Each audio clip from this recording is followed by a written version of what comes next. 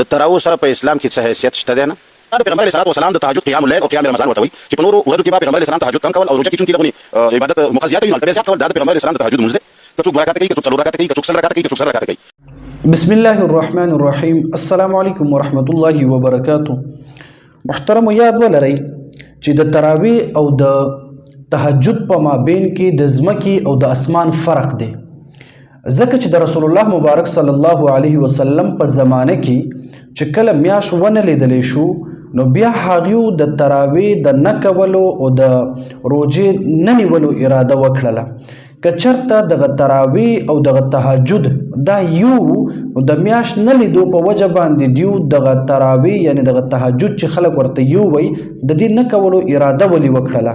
معلومیږي دا چې د رمضان سره خاص چې کوم دی دا تراویح دی، تهجد د رمضان سره خاص نه دی.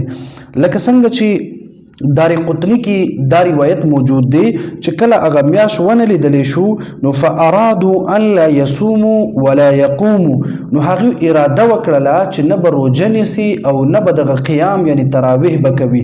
نو په دې وخت کې یو بانډچي یو اعرابي د رسول الله مبارک صلی الله علیه وسلم تراغې د وادي حرین هغه بانډچي چې کله راغی هغې شهادت وکړله او دا خبرې وکړله چې ما میاشت لیدلې ده. نو رسول الله مبارک صلی الله علیه وسلم په حکم باندې حضرت بلال رضی الله تعالی عنه اعلان وکړله چې ان یصوموا و ان یقوموا، چې ای خلکو روزه ونیسئ او قیام وکئ، تراویح وکئ. وګورئ چې کله میاشت ولیدلی شو نو د قیام او د روژې حکم ورکړی شوله، خو چې کله میاشت نه ولیدلی شوې د روژې سره دغه تراویح حکم نه ورکړی چې تراویح به نه کوئ، ځکه دا روژې پورې خاص دی. نو کم یو انسان چې وایي د تراویح او تهجد یو دی نو دغه حدیث نه هم معلومیږي چې دا یو نه دی بلکې دا جدا جدا دی. دین علاوه که تاسو وګورئ العرف الشاذی کی علامه شاه انور شاه کشمیر رحمه الله فرمایي چې د رسول الله صلی الله علیه وسلم په زمانه کې د تراویح په وخت کې او د تهجد په وخت کې او دغه شان دي د تراویح په کیفیت کې او د تهجد په دغه کیفیت کې هم فرق و. لکه څنګه چې علامه شاه انور شاه کشمیر رحمه الله فرمایي التراویح تكون بالجماعه في المسجد بخلاف التهجد، چې هر چې دغه تراویح دا په مسجد کې با جماعت ادا کېدله او خلاف د تهجد چې هغه په مسجد کې با جماعت نه ادا کېدله. او دغه شان دي وان الشروع في التراويح يكون في اول الليل وفي التهجد في اخر الليل، هم دغه شان دي تراویح د شپې په اول حصہ کې کېدله او دغه کم تهجد چې دی دا به د شپې اخرنی حصہ کې کېدله. دین هم معلومیږي دا چې د تراویح او په تهجد کې ډیر زیات فرق دی. یو د شپې په اول سر کې کېږي تراویح او دوم چې کوم دی د شپې اخرنی حصہ کې کېږي چې هغې ته تهجد ویل کېږي. دین علاوه د تهجد او د تراویح په مابین کې بل فرق دا دی چې د تراویح چې کوم دی دا پس له ماسخوتن له لمونځ نه فوراً کېږي او هر چې دغه تهجد دی دا د خوب نه پاسېدو نه پس دغه تهجد کولی کېږي. لکه دې خبره باندې که تاسو وګورئ تفسیر ابن عباس رضی الله عنه صفحه نمبر 181 کې هغې لیکلی ده والتهجد بعد النوم، دا تهجد چې کوم ده کنه دا د خوب نه پس وي او هر چې تراویح وي هغه د خوب نه مخکې او د ماسخوتن لمونځ نه پس وي. دین علاوه بل یو فرق هم د تهجد او د بعضی خلک وایي چې د تهجد او تراویح یو دی خو بس دې ته قیام اللیل ویل کېږي. دا تراویح قیام اللیل دا اصل کې د دې خلکو غټه غلطي ده او مغالطه کوي دي. اصل کې یو تهجد دی او بل تراویح ده. یو تهجد دی د دې دویم نوم چې کوم ده دا قیام اللیل دی، صحیح ده. یو قیام اللیل دی دا هم دقه تهجد دی او بل چې کوم ده یو تراویح دی او د تراویح دویم نوم چې کوم دی هغه قیام اللیل نه ده بلکې هغه قیام الرمضان ده. نو دې باره کې هم چې انسان سوچ وکي، غور وکي، فکر وکي نو انسان پوهیږي چې په قیام اللیل چې کوم ده دا تهجد دی او قیام الرمضان چې کوم ده دا تراویح ده. دی باندې هم فرق معلومیږي. دین علاوه که یو انسان دا وایي چې زه امام بخاري صاحب نه منم، مسلم شریف نه منم، ابن ماجه، ترمذی، بیهقی، دغه شان دا ټول احادیث او ذخایرو کتابونه زه نه منم، نو بیا خو هغه نیم دین نه مني. که مونږ نن مونځ کوو، مونږ زکات ورکوو، روژه نیسو، د دې تفصیلات د قرآن نه هټ کر مونږ په احادیث د رسول الله صلی الله علیه وسلم کې مونږ ته معلومیږي. او دغه احادیث د رسول الله مبارک صلی الله علیه وسلم هم دغه امام بخاری رحمه الله، هم دغه شان دی امام مسلم، امام ترمذی، ابو داود، نسائی، دی ټولو مشرانو دغه احادیث مونږ ته رسولې ده. نو چې کله په نور اعمالو کې، په نورو مسائلو کې مونږ د امام بخاری رحمه الله خبره منو، د ترمذی، د ابن ماجه، ابن حبان، بیهقی، د دې ټولو خبرې په نور دین په باب کې مونږ منو، د تراویح په باب کې هم دا په مونږ باندې منل لازمی او ضروری ده. که چرته مونږ سوچ وکړو چې آیا د امام بخاری رحمه الله، د ترمذی، د ابن ماجه، د مسلم شریف او د امام مسلم رحمه الله نه دا ثابت دی چې دغه تراویح ځان له شیز دی او تهجد ځان له شیز دی؟ ها، دا بالکل ثابت دی. لکه مثال په تور باندې تاسو بخاری شریف وګورئ، په صحیح بخاری شریف کې به تاسو ته یو باب ملاویږي، باب فضل قیام اللیل. دا د تهجد په باره کې دی او دا په بخاری شریف کې جلد نمبر 1 او په صفحه نمبر 151 کې ذکر دی. او که چرته باب د تراویح تاسو ګورئ، نو هغې دپاره امام بخاری رحم الله ځان له یو باب منعقد کړی دا چې باب فضل من قام رمضان، جلد نمبر 1 او په صفحه نمبر 269 صفحه نمبر 269 کې دا ذکر کړی دا. دین علاوه که تاسو امام مسلم رحمه الله کتاب صحیح مسلم وګورئ، هغلته هم د تهجد دپاره ذکر کیږي، یو ځان له چپټر او باب تړلی کیږي، باب صلات اللیل، دا په جلد نمبر 1 کې دا او په صفحه نمبر 253 کې دا ذکر دا.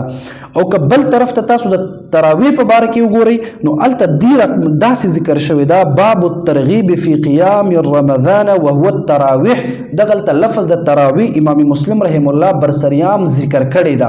نو دین هم معلومیږي چې تراویح ځان له شیز دی او تهجد دا ځان له شیز دی. او دا په مسلم شریف جلد نمبر 1 او په صفحه نمبر 259 کې دا ذکر دی.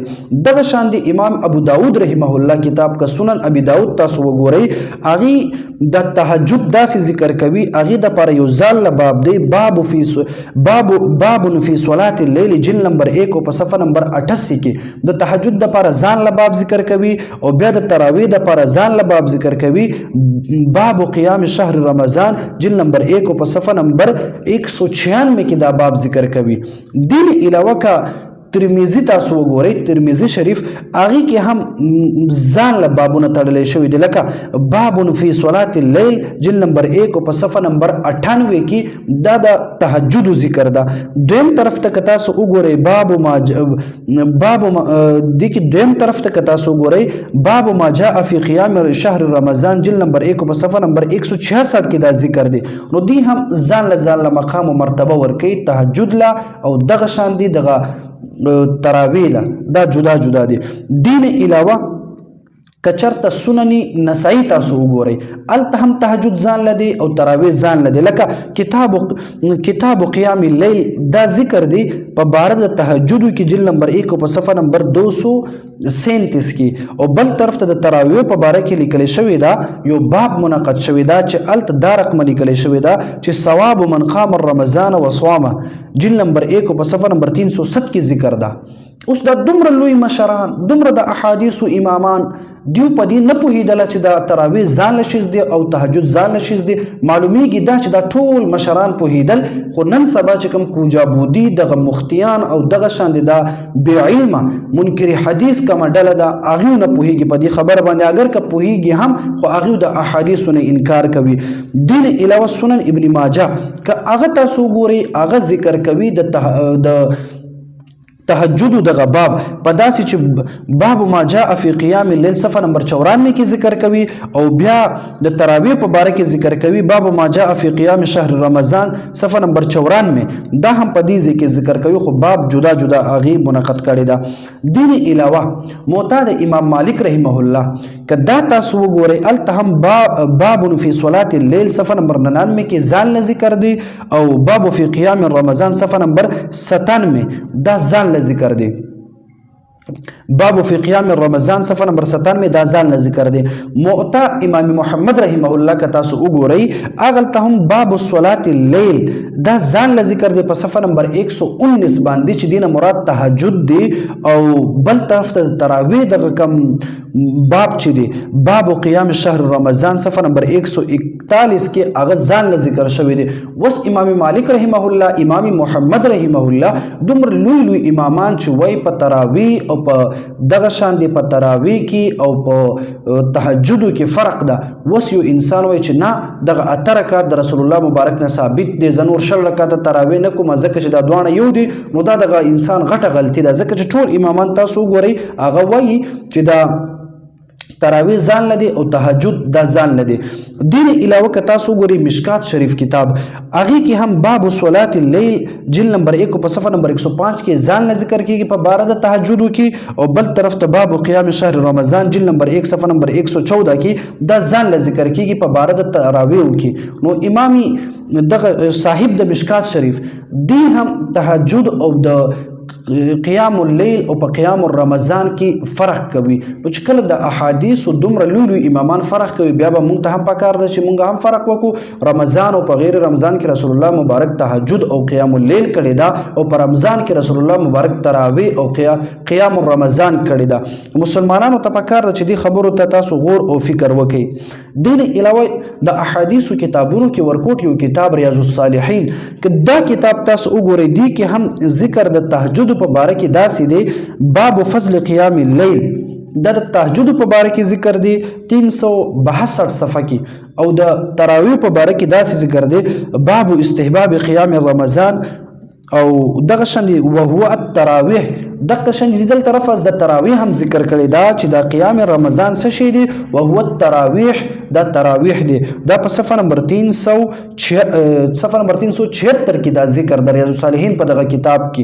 دا خو چې باید هر یو انسان دا کتاب وګوري او په خپل د سوچ او فکر وکړي چې په رمضان کې شل رکعات تراویح دي او په رمضان او په غیر رمضان کې د رسول الله مبارک صلی الله علیه وسلم عادت مبارک دا و چې اته رکعات به رسول الله مبارک قیام اللیل یعنی تهجد به کوله.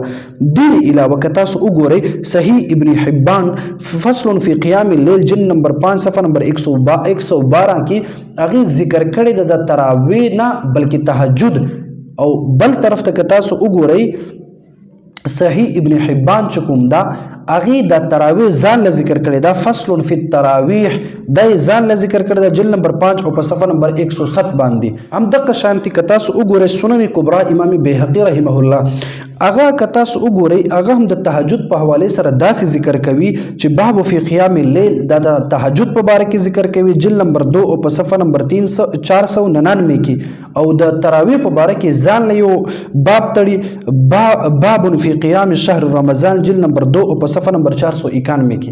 مسلمانانو ته پکار دی چې سوچ وکړي غور وکړي فکر وکړي کتابونه دی وګوري چې دا قیام د لیل او قیام د رمضان تراویح او په تهجد کې د ځمکې او د اسمان فرق دی. ټول مسلمانانو ته درخواست دی چې شل رکعات تراویح دا په انسانانو باندې لازم دی د دې کول ضروری ده او نه کول د ګناه ذریعہ ګرځي او که کم یو انسان دغه اته رکعات تهجد نه کوي د انسان باندې ګناه نشته او که چرته دغه انسان اته رکعات دغه تهجد پرېږدي د ثواب نه محروم شي او که وکي اجر ملاويږي. خو چې کله انسان تراویح مسلسل پرېږدي او نه کوي او جماعت سره نه کوي دغه انسان دې سره ګناهګار ګرځي. الله رب العالمین د ټول مسلمانانو ته پوهه نصیب کړي.